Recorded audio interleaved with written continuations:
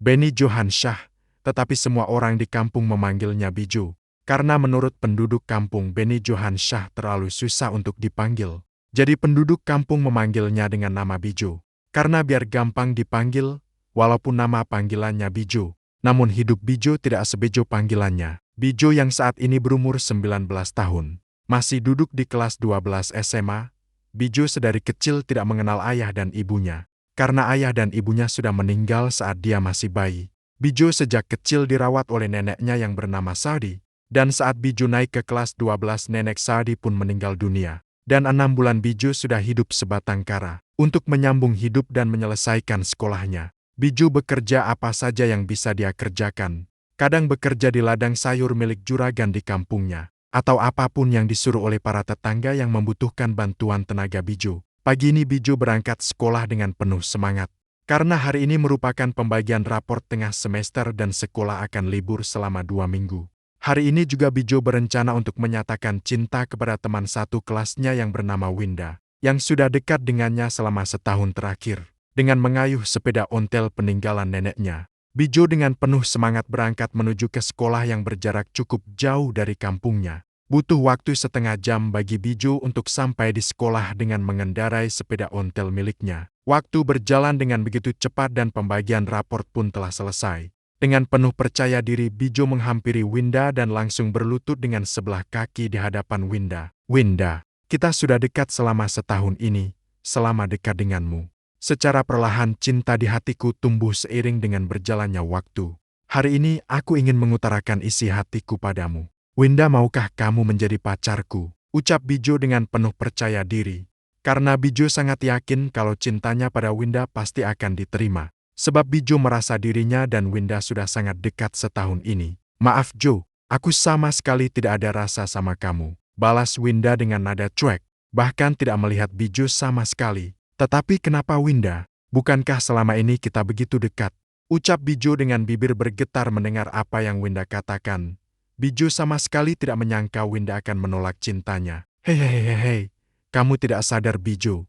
Kamu itu cupu, miskin. Aku selama ini dekat denganmu hanya untuk memanfaatkan kamu, agar kamu mau mengerjakan tugas-tugas sekolahku. Balas Winda sembari tertawa mengejek. Jujur saja Bijo, aku sudah jadian dengan Anton setahun yang lalu. Kamu apa bisa dibandingkan dengan Anton yang merupakan anak pengusaha kaya di kota ini? Anton juga jago karate, lalu kamu apa Bijo? Kamu cuma anak yatim piatu, yang untuk bayar sekolah saja kamu selalu nunggak bayar. Kulitmu hitam, wajahmu dekil, apa untungnya aku jika jadi pacarmu? Yang ada semua siswa di sekolah ini akan menertawakanku. Lanjut Winda dengan penuh caci maki. Kepada Bijo, Bijo yang sudah tidak tahan akan kata-kata yang sangat menyakitkan dari Winda pun langsung berlari keluar kelas menuju ke belakang sekolah. Di belakang sekolah Bijo menangis terseduh-seduh. Bijo tidak membayangkan bahwa Winda selama ini mendekatinya hanya untuk memanfaatkan dirinya saja. Bahkan dengan teganya Winda mengatai dirinya di depan teman sekelas. Apa salahnya jika dirinya yatim piatu? Apa salahnya kalau dirinya terlahir miskin? Lelaki kok nangis? Ucap sebuah suara dari belakang Bijo sambil mengulurkan sebuah sapu tangan. Makasih Sofi. Balas Bijo sambil menerima sapu tangan dari Sofi yang merupakan anak orang terkaya di kota tempat Bijo tinggal. Di sekolah tempat dia belajar, hanya Sofi dan Samsul yang mau berteman dengan Bijo. Bijo, kamu nggak stres kan karena ditolak sama Winda? Ejek Sofi sambil tersenyum manis ke arah Bijo. Sofi Anggraeni, itulah nama lengkap gadis tercantik yang berada SMA tempat Bijo bersekolah. Ia merupakan putri sematawayang Tuan Barata, pengusaha nomor 1 di kota tempat Bijo tinggal. Kekayaan ayah Sofi juga masuk dalam 10 besar orang terkaya di negara Wakanda. Perusahaan perhiasan raksasa milik ayah Sofi menjadi bukti nyata kesuksesan Tuan Barata. Sebenarnya, Bijo dan Sofi sudah bersahabat dekat sejak mereka duduk di bangku SMP. Namun, ketika Bijo mulai menjalin hubungan dengan Winda, tanpa alasan yang pasti, Sofi pun perlahan menjauh dari dirinya. Santai Sof. Aku sadar kok aku orang tidak punya. Untuk makan sehari-hari saja aku harus kerja paruh waktu di ladang. Kulitku juga hitam dan dekil. Apalah arti seorang Bijo yang anak kampung? Bagi anak konglomerat seperti kalian, ucap Bijo santai. Bijo benar-benar trauma untuk dengan wanita. Bijo, jadi maksud kamu, aku sama seperti Winda? ucap Sophie dingin. Sophie begitu terkejut mendengar apa yang dikatakan oleh Bijo. Walaupun dia tahu suasana hati Bijo saat ini sedang tidak baik-baik saja, namun dia tetap marah jika disamakan dengan Winda. Hehehe, maaf, Sof. Tadi aku salah ngomong. Harusnya, kecuali Sophie Anggraini yang cantik tiada tara, montok, dan seksi, ucap Bijo sambil menunjukkan senyum kikuk. Perasaan malu dan jujur tergambar jelas di wajahnya. Entah mengapa, Bijo merasa tak sanggup melihat Sophie marah padanya dan cenderung mengalah meski sebenarnya ia menyukai gadis itu. Bijo tahu bahwa jarak dirinya dengan Sophie bagai langit dan bumi. Liburan 2 minggu, kamu kemana, Jo? Tanya Sophie yang kini duduk di samping Bijo, sorot matanya penuh keingintahuan. Kerja di ladang, Sof. Emang mau kemana lagi? Balas Bijo singkat. Bagi Bijo, tak ada waktu untuk bersantai. Ia sadar bahwa jika tak bekerja, dari mana ia akan memperoleh uang untuk memenuhi kebutuhan hidupnya? Emang gak ada liburnya sama sekali, Jo? Sekali-sekali libur jalan-jalan ke pantai kek, ucap Sophie dengan senyum manisnya, memberi kode kepada Bijo. Astaga, Sophie, aku udah ada janji sama Juragan Rahmat mau panen hari ini. Maaf Sof, aku balik dulu. Ucap Bijo yang langsung bangkit dan berlari dengan sekuat tenaga menuju parkiran untuk mengambil sepeda ontel miliknya. Di sekolah hanya Bijo seorang yang mengendarai sepeda ontel ke sekolah. Sebenarnya Samsul sudah sering mengajak untuk nebeng motor bersamanya, tapi Bijo selalu menolak. Karena Bijo merasa lebih nyaman menggunakan sepeda ontel miliknya. Haf dasar. Bijo manusia tidak peka, gerutu Sophie saat melihat Bijo pria yang disukainya semenjak SMP lari pontang-panting menuju parkiran. Setelah keluar dari gerbang sekolah, Bijo mengayuh sepeda ontel sekencang mungkin agar bisa secepatnya sampai di rumah. Begitu sampai di rumah Bijo langsung berganti pakaian, tanpa makan terlebih dahulu karena memang tidak ada yang bisa Bijo makan. Bijo langsung berangkat menuju ladang Juragan Rahmat. Sesampainya di ladang Juragan Rahmat, ternyata para pekerja Juragan Rahmat sedang istirahat makan siang. Bijo sini makan dulu, teriak Juragan Rahmat yang melihat kedatangan Bijo. Siap Juragan. Jawab Bijo sambil mendekati bapak-bapak yang sedang makan siang. Gimana sekolah kamu, Jo? Bukannya hari ini penerimaan raport? Tanya Juragan Rahmat. Juragan Rahmat cukup kagum dengan kuatnya Bijo menjalani hidup. Orang tuanya meninggal ketika Bijo masih balita, dan hanya dibesarkan oleh neneknya dengan penuh kasih sayang. Neneknya sangat ingin Bijo menjadi orang sukses, sehingga Bijo dimasukkan ke sekolah terbaik di kota ini. Sayang setahun yang lalu neneknya meninggal. Yang membuat Rahmat kagum dengan Bijo adalah, Bijo tak lantas terpuruk dia memilih ikut bekerja dengannya untuk menyelesaikan sekolah. Bijo masalah sekolah jangan ditanya Juragan. Pasti selalu nomor 1 di sekolah. Iya kan Jo? Sela Kang Mamat. Hehehehe. Alhamdulillah lah Kang. Jawab Bijo singkat. Kamu kalau butuh sesuatu bilang saja sama saya Jo. Pasti akan saya bantu, ucap Juragan Rahmat sambil menatap Bijo yang sedang asik menikmati makan siang bersama para anak buahnya. Terima kasih Juragan. Saya boleh ikut bekerja sama Juragan saja, saya sudah bersyukur. Balas Bijo dengan tulus. Bagi Bijo Juragan Rahmat adalah penolong hidupnya, sebab di saat Bijo terpuruk, Juragan Rahmatlah yang pertama kali menawarkan bantuan untuk mengurusnya hingga lulus sekolah.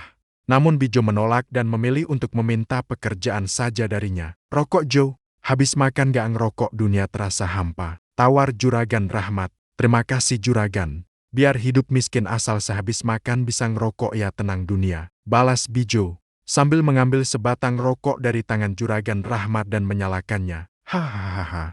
Gayamu Jo, kelakar Kang Mamat yang diikuti tawa yang lain. Ayo kalau makan dan rokokannya sudah selesai kita kerja lagi.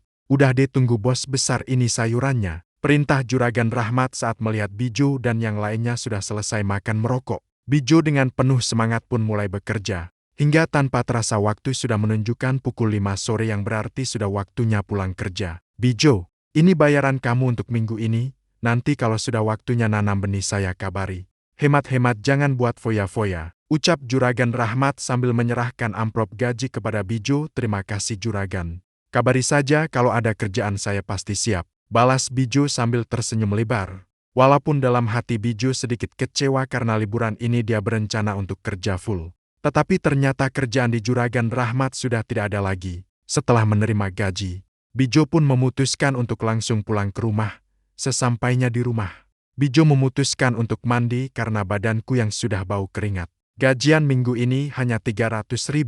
Lebih baik simpan yang 200 untuk persiapan membayar bulanan yang sudah nunggak, gumam Bijo setelah selesai mandi dan sedang melihat amplop yang berisi uang gajinya. Setelah menyimpan uang gajinya, Bijo memutuskan untuk membuat segelas kopi panas. Menikmati kopi panas dan sebatang rokok yang diberikan oleh Juragan Rahmat. Setelah selesai menikmati kopi di sore hari, Bijo pun bersiap untuk berangkat ke sungai yang ada di belakang desa untuk memasang pancing dan bubu perangkap ikan. Bijo setiap sore memasang pancing dan bubu. Karena jika sedang musim ikan seperti sekarang, hasilnya sangat lumayan baginya. Saat berjalan memasuki rumah dan melewati kamar neneknya, tiba-tiba pandangan Bijo tertuju ke atas lemari. Dan tanpa sengaja Bijo melihat ada amplop kecil yang sudah cukup usang di sana. Bijo sebelumnya tidak pernah memperhatikan sampai atas lemari. Saat membersihkan kamar almarhum nenek, karena saking penasarannya Bijo pun mengambil amplop itu dan membukanya. Ternyata di dalam amplop ada sebuah cincin akik berwarna merah dan sebuah surat. Cucuku Bijo, jika kamu menemukan surat ini berarti nenek sudah tiada. Cucuku Bijo, di dalam amplop ini ada cincin warisan turun-temurun dari leluhur keluarga kita. Pakailah kalau kamu beruntung dan terpilih oleh cincin itu, maka hidupmu akan penuh dengan keberuntungan. Tetapi kamu jangan berpikir di cincin warisan yang nenek berikan ada teknik kultivasi atau dunia kecil di dalamnya. Cincin itu hanya akan membawa keberuntungan untuk hidupmu. Nenek sangat menyayangimu. Bijo yang membaca surat peninggalan nenek Sari pun tanpa terasa meneteskan air mata. Bijo yang entah mengapa sedari awal melihat cincin itu sudah tertarik. Tanpa basa-basi langsung memakainya. Dan memang sangat pas di jari manis tangannya. Bijo yang melihat jam dinding sudah menunjukkan pukul 5:30 pun segera bergegas mengambil pancing dan bubu yang sudah dia siapkan. Dengan penuh semangat Bijo berjalan sambil membawa pancing dan bubu menuju sungai. Sedangkan Bijo yang kelelahan setelah mencangkul sawah juleha, langsung tertidur lelap di gubuk tengah sawah. Di dalam tidurnya Bijo bermimpi melihat gambar bendera negara Hong Kong dengan angka 11 di tengahnya. Bijo seketika terbangun dari tidurnya. Dia yang mendapatkan mimpi nomor Hong Kong pun seketika terkejut, karena baru kali ini dia mendapatkan mimpi nomor togel. Walaupun hanya 2 angka, namun Bijo merasa bersyukur. Karena jika dia pasang dengan jumlah banyak hasilnya juga akan lumayan. Bijo berpikir, mungkin ini yang dimaksud oleh neneknya tentang keberuntungan yang akan dia dapatkan jika berjodoh dengan cincin peninggalan leluhurnya. Tak ingin larut dalam lamunannya, Bijo segera kembali ke sungai untuk memasang 5 pancing yang tersisa. Setelah selesai memasang pancingnya, Bijo segera mengecek pancing yang sudah terlebih dahulu dia pasang sebelum pulang. Astaga, aku sungguh beruntung, pekik Bijo saat dia mengontrol pancingnya. Bijo benar-benar tidak menyangka kalau dari 15 pancing yang sudah dia pasang terlebih dahulu, semuanya berhasil mendapatkan ikan. Dengan penuh semangat, Bijo langsung memasukkan satu demi satu ikan itu ke dalam ember yang telah persiapkan. Bijo berniat untuk menjual sebagian ikan yang dia dapatkan ke warung Bu Lilis, yang sudah biasa menerima hasil pancingannya. Hehehehe, kalau begini terus aku bisa cepat punya banyak uang, gumam Bijo. Bijo sangat bahagia karena dari 15 pancingnya dia mendapatkan 10 ekor ikan mujair dan 5 ekor gabus yang lumayan besar.